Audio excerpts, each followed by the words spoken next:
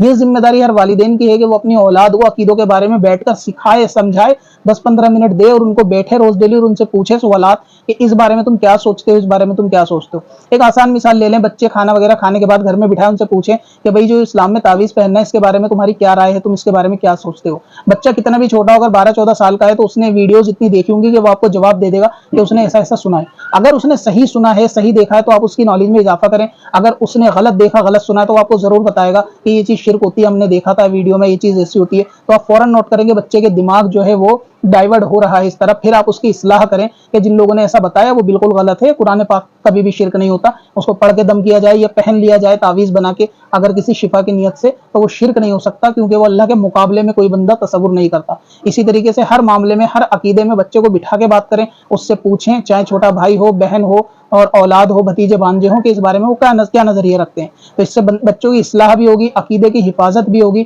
اگر ان کی کہیں غلطی اور آپ کو پتہ بھی چلے گا کہ ان کا راستہ یہ کہاں جا رہے ہیں۔ اور اگر انہیں کچھ بھی نہیں معلوم تو آپ اسٹارٹنگ میں ان کو سکھانا شروع کریں کہ اس کا یہ جواب ہوتا ہے، یاد رکھنا، اس کا یہ جواب ہوتا ہے، یاد رکھنا۔ نیاز فاتحہ کیا ہوتی ہے، کیوں جائز ہوتی ہے، میلاد کیا ہوتی ہے، کیوں جائز ہوتی ہے، نبی پاک صلی اللہ علیہ وسلم جو آخری نبی ہیں وہ کیوں آخری ہیں، آخری کا مطلب کیا ہوتا ہے، نیا نبی کوئی آئے تو ہمیں اس سے کیا کرنا چاہیے، اس کے ساتھ تعلق کیسے رکھنے چاہیے، بد عقیدہ کے ساتھ کیا تعلق رکھنے چاہیے۔ یہ ساری عقائد کے معاملے اپنے بچوں کو سمجھانا سکھانا چاہیے۔